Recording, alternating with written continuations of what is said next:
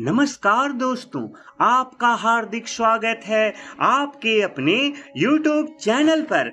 हमारा भारतवर्ष धार्मिक मान्यताओं और पवित्र मंदिरों से बसा देश है। यहाँ कई सारे प्राचीन और पवित्र मंदिर हैं जहाँ लोग ईश्वर की आराधना करते हैं।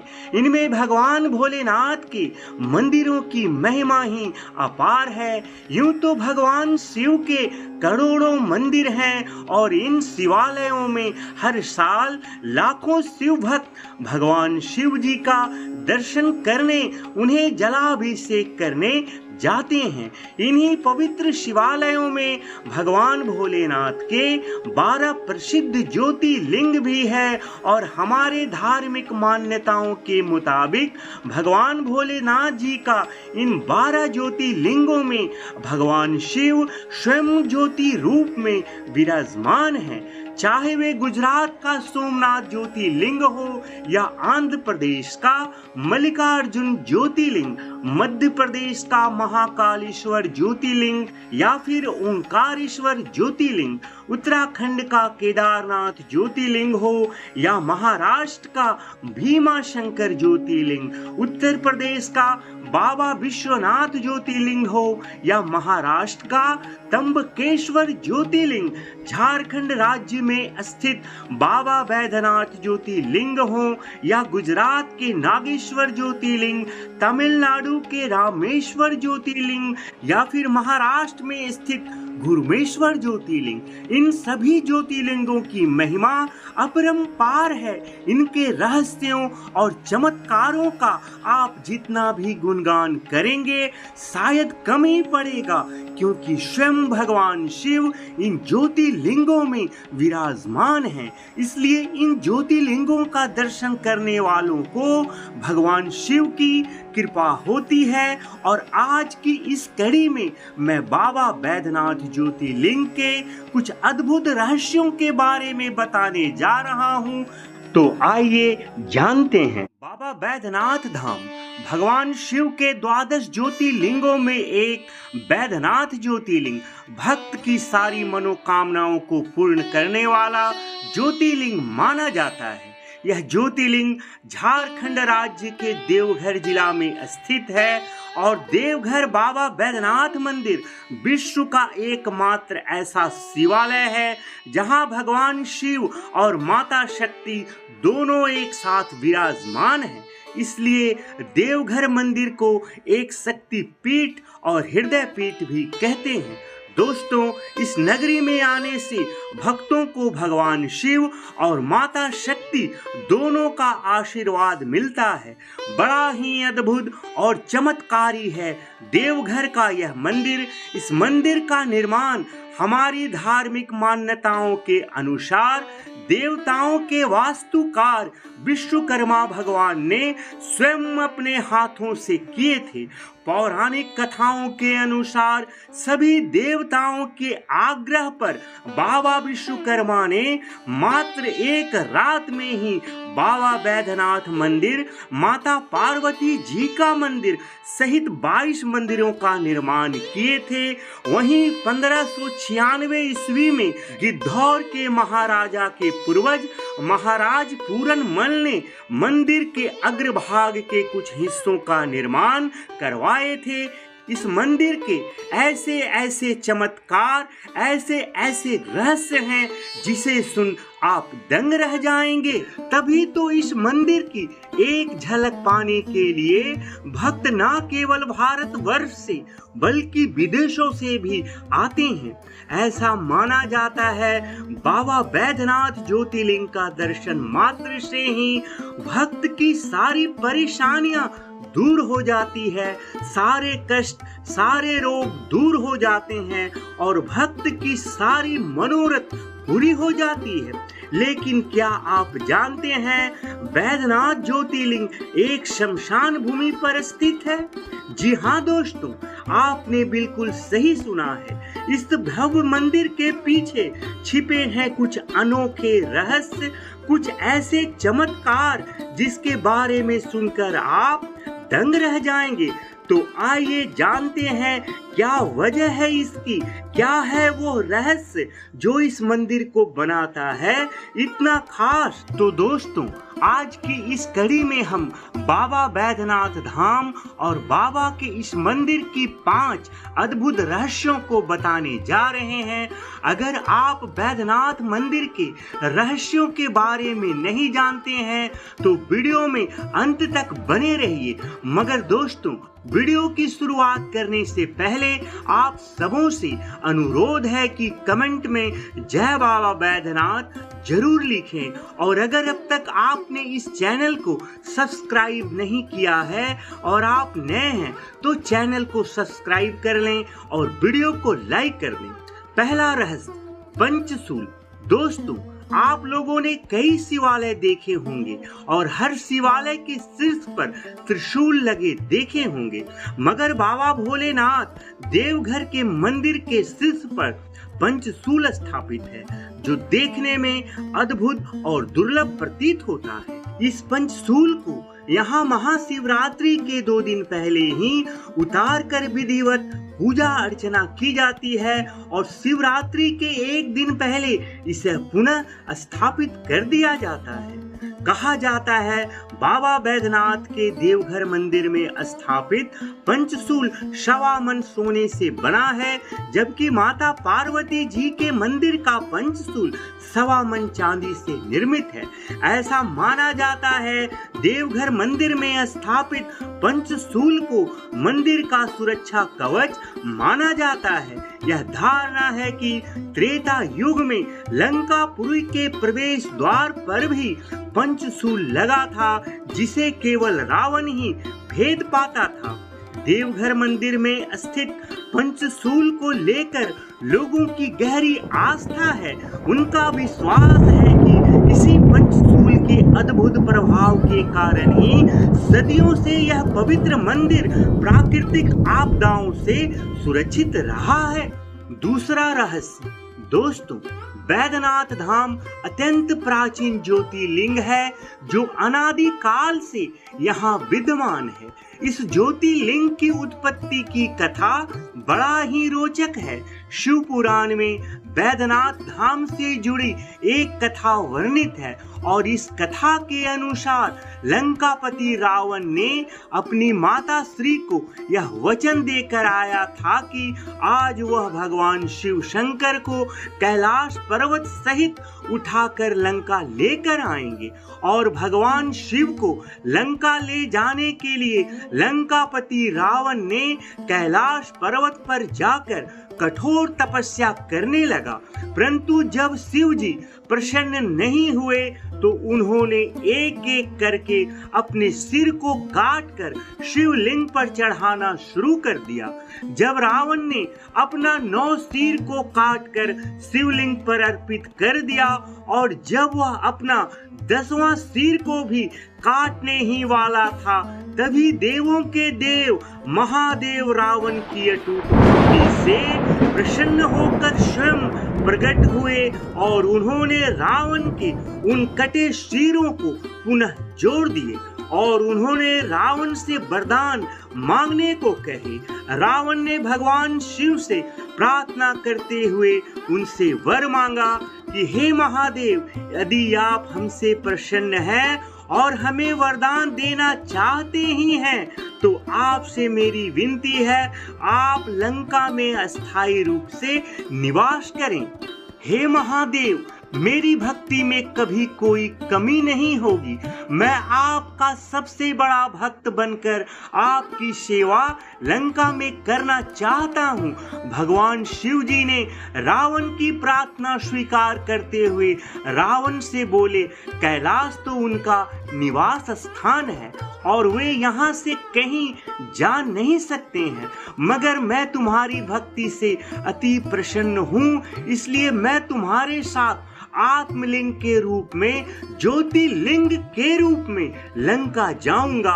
और साथ ही साथ भगवान शिव ने रावण को यह चेतावनी भी दे दिए कि यदि वो किसी भी कारणवश उस शिवलिंग को कहीं भी भूमि पर रखेगा तो वह शिवलिंग अस्थायी रूप से वहीं स्थापित हो जाएगा।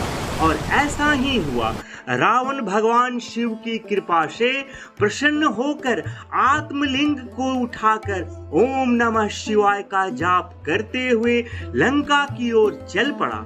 मगर देवतागण यह नहीं चाहते थे कि भगवान शिव का आत्मलिंग दानवों के राज्य लंका में स्थापित हो। माता पार्वती ने भगवान शिव से कहे, हे प्रभु, आप दानव के साथ क्यों जा रहे हैं? तो भगवान शिव बोले, दानव हो या मानव, सभी हमारे ही बच्चे हैं। जो भी हमारी भक्ति करेगा हम उस भक्त के हो जाते हैं। और शिव जी अपनी साधना में लीन हो गए।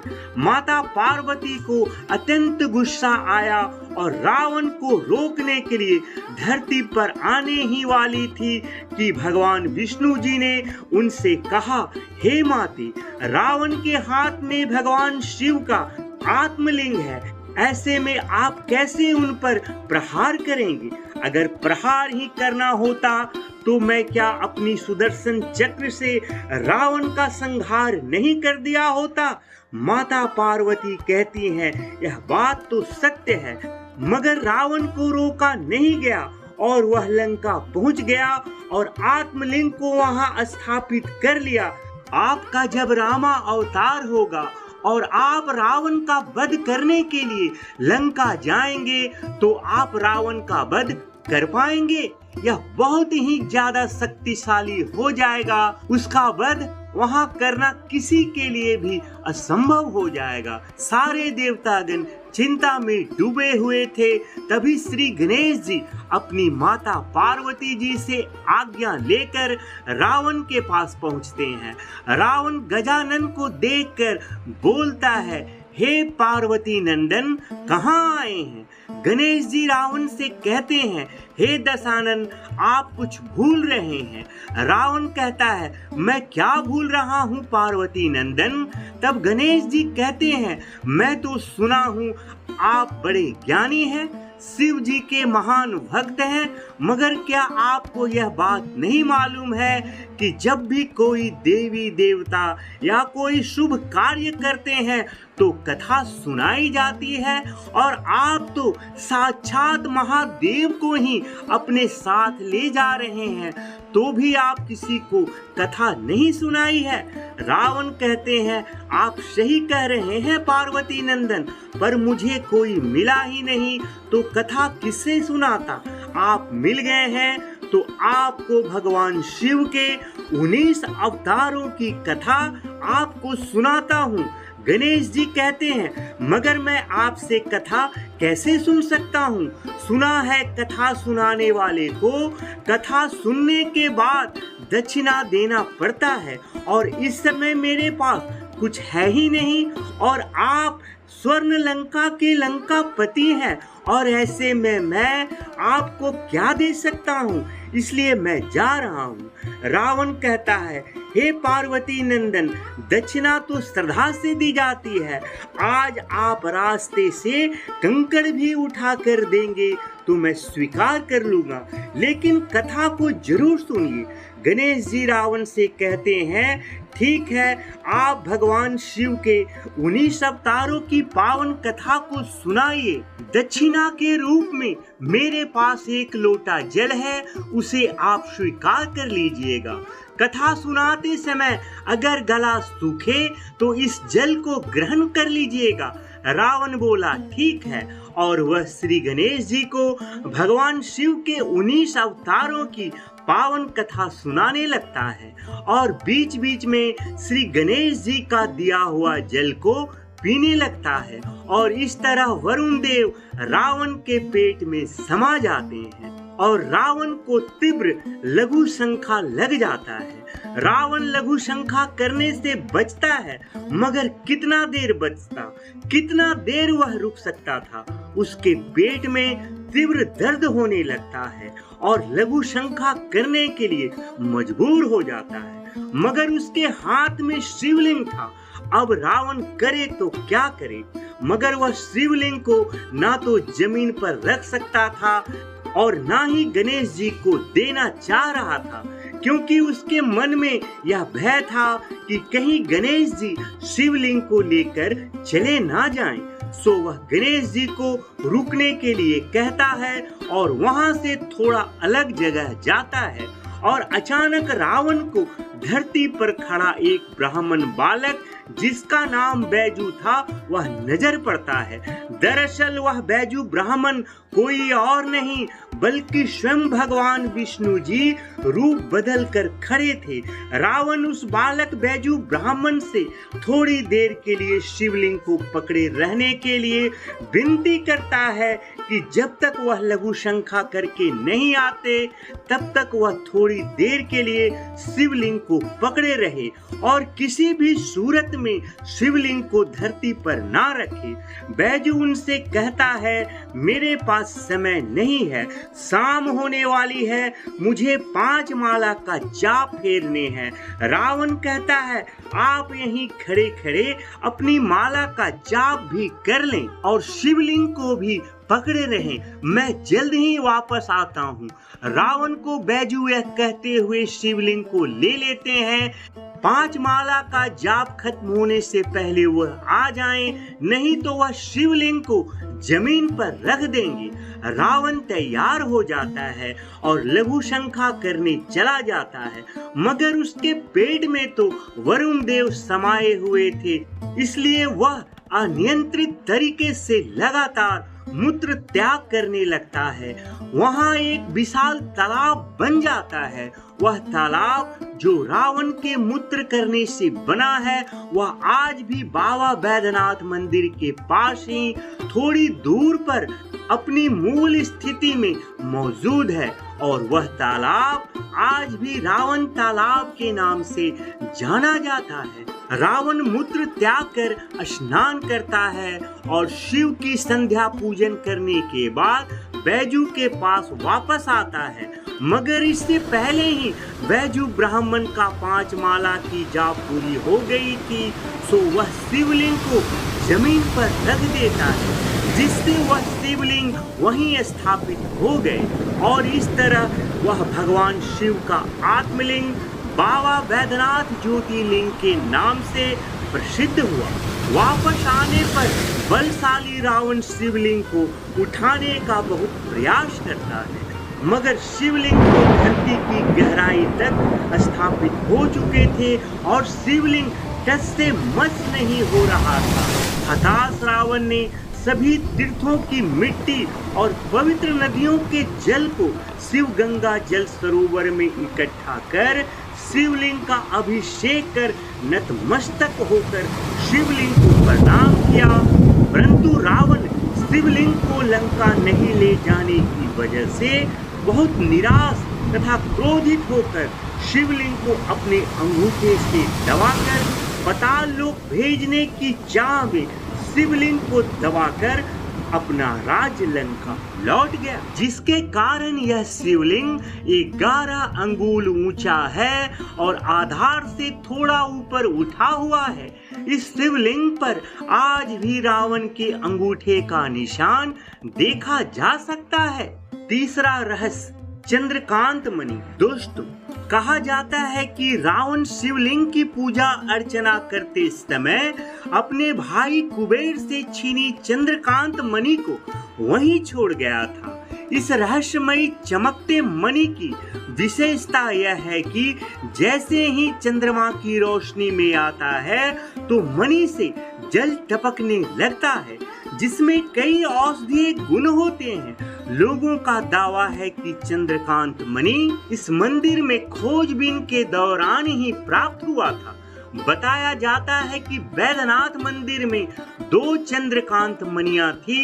इन 2 मणियों में एक की खोज पहले ही हो चुकी है और दूसरी मणि की खोज को बंद कर दी गई है ताकि किसी भी प्रकार की अशुभ घटना ना घटे। दोस्तों, आपको जानकर हैरानी होगी कि बैद्यनाथ ज्योतिर्लिंग एक शमशान भूमि पर स्थापित है। जी हाँ, जहाँ वर्तमान बैद्यनाथ शिवलिंग स्थापित है वह स्थान कभी शमशान हुआ करता था। पद्म पुराण और शिव पुराण में वर्णित है कि भगवान विष्णु जी ने रावण से छल से शिवलिंग प्राप्त कर यहाँ स्थापित किए थे, जबकि श्री हरि ने रावण से शिवलिंग को वर्तमान मंदिर से 6 किलोमीटर दूर हरला जोड़ी स्थान पर लिए थे। लेकिन शिवलिंग को वहीं क्यों नहीं स्थापित किया गया, इसके पीछे एक अद्भुत कथा है। पौराणिक कथा के अनुसार दक्ष प्रजापति ने यज्ञ का आयोजन किए थे, जिसमें उन्होंने अपने दामाद भगवान शिव को आमंत्रित नहीं किया।